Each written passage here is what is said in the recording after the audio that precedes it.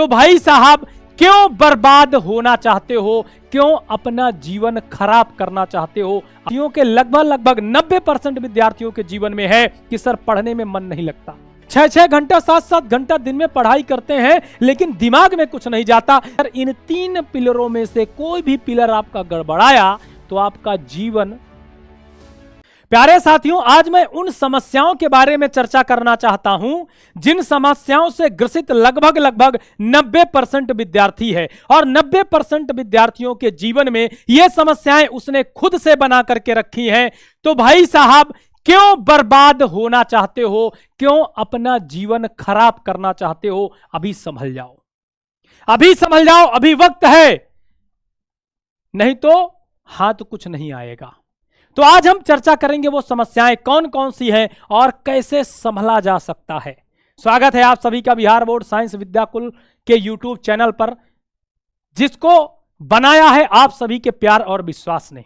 तो आइए साथियों शुरू करते हैं। अगर एक एक समस्या आपसे रिलेट करती जाए और उसका समाधान आप तक पहुंच जाए तो कमेंट में जरूर बताइएगा कि हाँ सर वास्तव में हमने इस समस्या का सामना किया है और इसका समाधान अब हम करके रहेंगे। तो अपना जीवन अगर बर्बाद नहीं करना चाहते हो तो आइए इस वीडियो की शुरुआत करते हैं। सबसे पहली समस्या जो विद्यार्थियों के लगभग 90% विद्यार्थियों के जीवन में है कि सर पढ़ने में मन नहीं लगता। सर कॉपी लेके बैठते हैं, किताब लेके बैठते हैं, लेकिन आधा घंटा बाद ऐसा लगता है कि फेंक दें, 1 घंटा बाद मन ही नहीं लगता। जबरदस्ती पढ़ने बैठ जाते हैं तो सिर्फ आंखों से अक्षर दिखाई देते हैं, दिमाग कहीं और चला जाता है। बताओ ये समस्या है कि नहीं? इससे कैसे छुटकारा पाया जा सकता है? ये हो क्यों रहा है तुम्हारे साथ तुम नहीं जानते हो, लेकिन ये हो इसीलिए रहा है क्योंकि इसके कारण भी तुम ही हो। क्यों? अभी चर्चा करेंगे। अगली समस्या, सर कुछ याद नहीं होता, 2-2 घंटा 3-3 घंटा क्लासेस करते हैं, 6-6 घंटा 7-7 घंटा दिन में पढ़ाई करते हैं लेकिन दिमाग में कुछ नहीं जाता। जब कोई हमसे बाहर कुछ पूछ लेता है शर्मिंदगी महसूस होती है, सर समझ ही नहीं आता सर कि हम क्या पढ़े हैं, उस समय कुछ याद ही नहीं आता। सर कहां चला जाता है? इसके पीछे का रीजन क्या है? तुम खुद हो। अगली बात करते हैं, तुम क्यों हो अभी बताएंगे। अगली समस्या जो हर विद्यार्थी फेस कर रहा है, नींद बहुत आती है। पढ़ने बैठते हैं सर, पढ़ते पढ़ते क्लास में ही नींद आने लगती है। आलस से भरा है, आलस्य से ग्रसित हो, ऊर्जा नहीं है शरीर में, वृद्धावस्था आ गई है तुम्हारी इस उम्र में भी। इसका कारण तुम ही हो। आगे चलते हैं, क्यों ऐसा है। अगली, सर समझ नहीं आता, हमारी आंखें अक्षर में गड़ी हैं, शब्दों को पढ़ रही हैं, चीजों को समझ रही हैं, लेकिन वो दिमाग में नहीं सेव हो रहा। वही वीडियो हम 10 बार देखते हैं तब कहीं जाके समझ आता है, अच्छा इसका मतलब ये था। एक बार में समझ में नहीं आता कुछ चीज। और बहुत से ऐसे बच्चे जिनको एक बार में ही समझ में आ जाता है। क्यों? क्योंकि तुम्हारे दिमाग में गोबर भरा है, कहां से समझ में आएगा। आगे बात करते हैं, ये गोबर तुमने भरा क्यों? तबीयत ठीक नहीं रहती गुरुजी, बुखार आ जाता है, जुखाम तो अतरे दिन लगा रहता है, दूसरे तीसरे, सर दर्द हमेशा बना रहता है, कमर बैठते हैं तो कमर दर्द करने लगती है, दौड़ने जाते हैं तो हांफने लगते हैं। ये समस्याएं हैं। क्यों है? क्योंकि इसका कारण भी तुम ही हो। अब आओ बात करते हैं कि समस्याएं हैं क्यों। अच्छा एक बात बताइए, अगर किसी भी जीव को जीवित रहना हो तो जीव को जीवित रहने के लिए और अपना अस्तित्व बनाए रखने के लिए क्या करना चाहिए? कोई भी जीव पृथ्वी पर जीवित कैसे रहता है? कोई भी जीव पृथ्वी पर जीवित कैसे रहता है?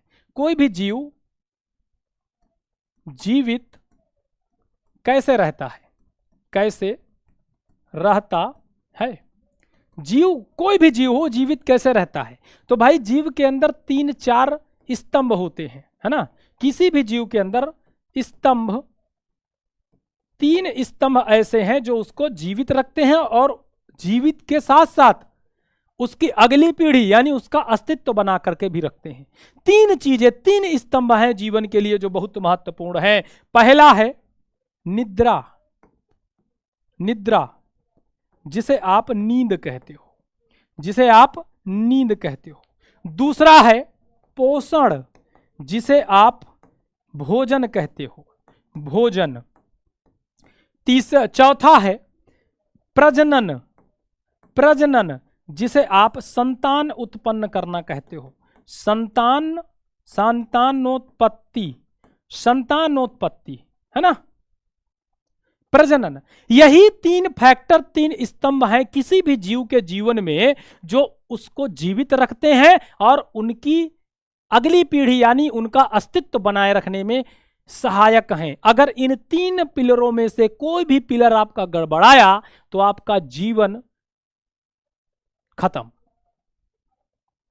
जीवन खत्म समझो। फिर अगर जियोगे भी तो मानसिक स्थिति, शारीरिक स्थिति, अंतरपटल, अंतर ध्यान, मतलब अंदर से एकदम से टूटे हुए रहोगे, एकदम वृद्ध की तरह जिंदगी हो जाएगी, थर्ड क्वालिटी का जीवन हो जाएगा। कैसे सर? अच्छा, हमारे पास किसी भी जीव को जीने के लिए तीन स्तंभ हमने देखे, यही तीन स्तंभ हमारे मनुष्य के लिए भी जरूरी है, क्योंकि हमारे मनुष्य का जीवन भी इन्हीं तीन स्तंभों पे टिका हुआ है। क्या? पहली निद्रा। अगर कोई मनुष्य नहीं सोएगा तो मर जाएगा, सीधी सी बात है। तुम किसी को 15 दिन जिंदा जगा के देख लो, 16वें दिन उसकी मौत जैसी स्थिति होगी, 17वें दिन मरा हुआ मिलेगा। अगर कोई भी व्यक्ति को पोषण या भोजन ना दो तो वो व्यक्ति मर जाएगा, जीवित ही नहीं रह सकता। और उसके साथ साथ प्रजनन, अगर कोई भी मनुष्य अपनी संतान उत्पत्ति करने की क्षमता को खो दे तो उसकी अगली पीढ़ी समाप्त हो जाएगी, यानी कि मनुष्य का अस्तित्व इस पृथ्वी से नष्ट हो जाएगा। जीवित रहने के लिए तीन स्तंभ हैं। और हमने क्या किया, तुमने क्या किया, इन तीनों स्तंभों की ऐसी की तैसी करके रख दी। तुम क्या करते हो, नींद कम से कम हर मनुष्य को 6 से 8 घंटे की लेनी चाहिए। तुमने क्या किया, कुछ मूर्खों के चक्कर में पढ़ करके कि नहीं रात भर पढ़ो, ना ना ना, 25 साल तक की एज के लिए बच्चों के लिए जरूरी है कि वो 6 से 8 घंटे की नींद लें, ब्रह्मचर्य का पालन करें। अगर आप 6 से 8 घंटे की नींद नहीं लेते हो तो तुम अपनी जिंदगी बर्बाद कर रहे हो। कितने बच्चे हैं जो 6 से 8 घंटे तक की नींद लेते हैं? बहुत कम बच्चे होंगे। कितने बजे सोते हैं? अब 6 से 8 घंटे नींद लेने का मतलब है कि 9 बजे सो जाना और सुबह 5 या 6 बजे उठ जाना। कौन है भैया जो 9 बजे सो करके 5-6 बजे उठ जाता है? कौन है जो 5 बजे उठता है और 9 बजे सो जाता है? नहीं होगा कोई भी। और अगर नहीं है तो इसका मतलब ये स्तंभ तुम्हारा गड़बड़ है, और इसको कौन बेकार कर रहा है? तुम। अब क्या होगा अगर हम पर्याप्त मात्रा में नींद नहीं लेंगे? देखो, नींद ऐसी चीज है जिसको अगर ना ले तो मृत्यु हो सकती है, तो अगर कम ले तो भले ही हमारी मृत्यु ना हो, लेकिन हमारे अंदर की तमाम चीजों की मृत्यु होना शुरू हो जाती है। जैसे अगर आप नींद नहीं लोगे तो आपका दिमाग जो है वो फ्रेश, मतलब एकदम शांत रह ही नहीं सकता, वो एकदम अजीब तरह की उसमें ख्याल चलते रहेंगे। आपकी जब दिमाग आपका शांत नहीं रहेगा, दिमाग में उलझन बनी रहेगी तो पूरी बॉडी में उलझन बनी रहेगी, पूरी बॉडी में उलझन, दर्द, अजीब तरह से आलस से बना रहेगा। आप 1 घंटा भी पढ़ने बैठोगे तो आधे घंटे में उठने का मन करेगा। पूरा का पूरा जो आलस से और दिमाग का जो संबंध है वो नींद से है।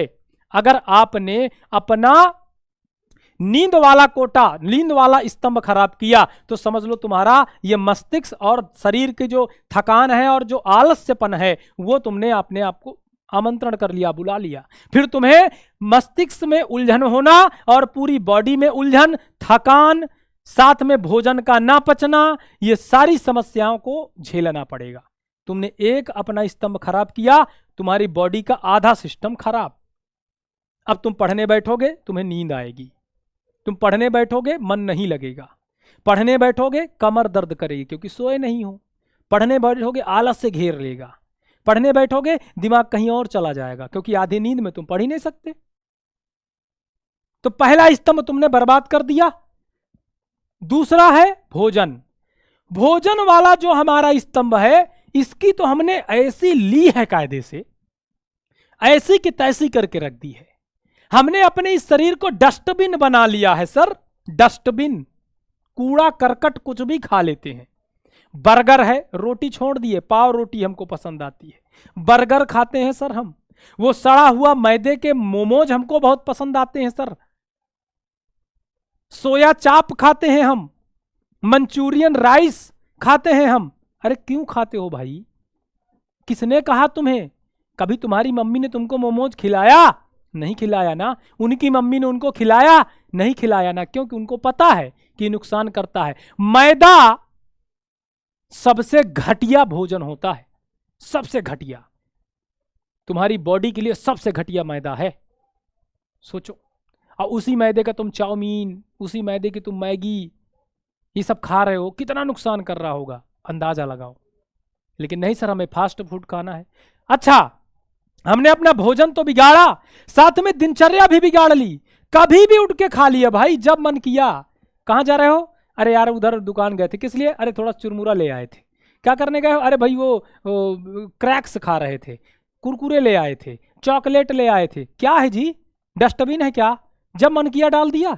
अरे उसको काम करना पड़ता है, शरीर में कुछ खाने के लिए डालोगे तो उसको काम करना पड़ेगा, पचाना पड़ेगा, उसको बहुत ढेर सारी मेहनत करना पड़ेगा, एंजाइम निकलेंगे, रस निकलेंगे, तब जाके कहीं भोजन पचेगा। दिन भर उसको पचाने के काम में लगाओगे, वेट कब करेगा वो, आराम कब करेगा जी?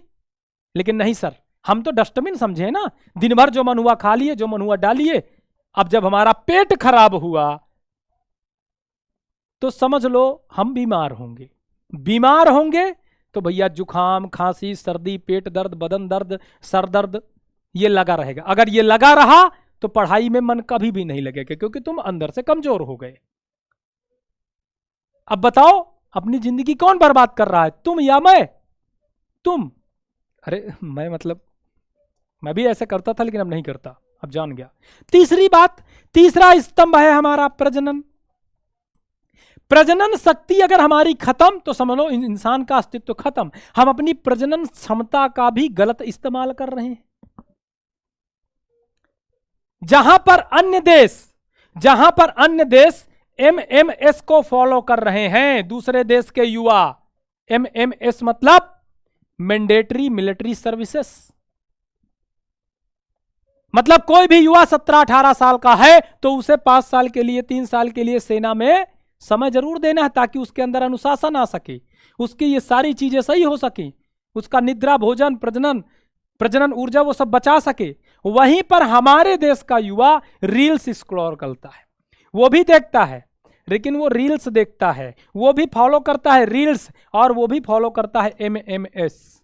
लेकिन वो एमएमएस किस प्रकार के? नर्तकियों के डांस के एमएमएस फॉलो करता है, रील्स देखता है, घटिया घटिया चीजें मोबाइल में स्क्रॉल करके उसको देखने में मजा आता है, वो गर्लफ्रेंड बनाता है।